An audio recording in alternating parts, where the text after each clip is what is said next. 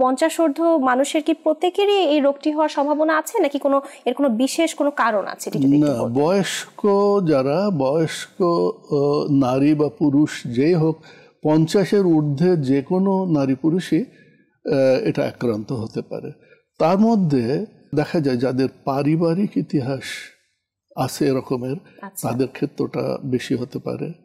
যারা ধূমপান করে তাদের বেশি হতে পারে। যাদের উচ্চ রক্তচাপ থাকে, বিশেষ করে পালস প্রেশারটা যাদের বেশি থাকে তাদের হতে পারে। যাদের কোলেস্টেরল বেশি আছে তাদের হতে পারে। যারা মোটা, শারীরিকভাবে মোটা গঠন, বিশেষ করে পুরুষ, তাদের হতে পারে। যারা তেল চর্বি খেতে বেশি পছন্দ করে তাদের হতে পারে। অর্থাৎ খাদ্যাভ্যাসটা যাদের ভালো না। এবং আরেকটা হচ্ছে যে যারা দিনের আলোতে, অর্থাৎ সূর্যের আলোতে অধিকাংশ সময় কাটায় বা কাজ করে, তাদের এটা হতে পারে। তাদের ক্ষেত্রেও আসলে ম্যাকুলাটি ক্ষয় হয়ে যেতে পারে। হ্যাঁ, ম্যাকুলাটা নষ্ট হতে পারে।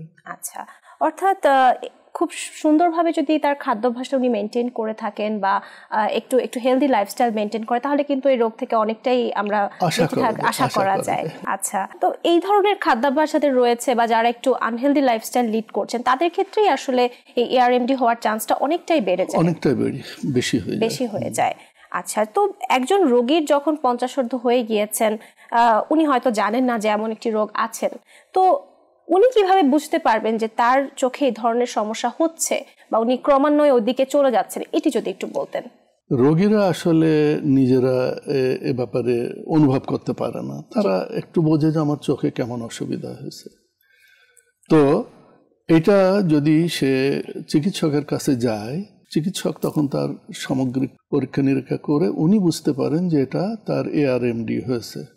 সেক্ষেত্রে উনি বেসিক পরীক্ষা ছাড়াও আরো কিছু নিশ্চিত হওয়ার জন্য আরো কিছু পরীক্ষার প্রয়োজন হয়।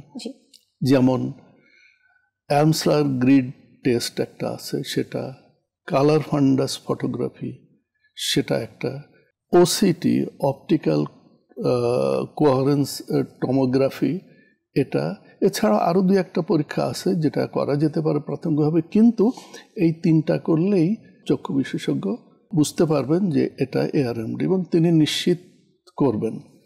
তো এই নিশ্চিত হওয়ার পরে রোগীকে অবশ্যই একজন রেটিনা বিশেষজ্ঞর শরণাপন্ন হতে হবে, যিনি এটাকে তার চিকিৎসা ব্যবস্থা বা পরবর্তী ফলো আপ ধাপে ধাপে করতে থাকবেন।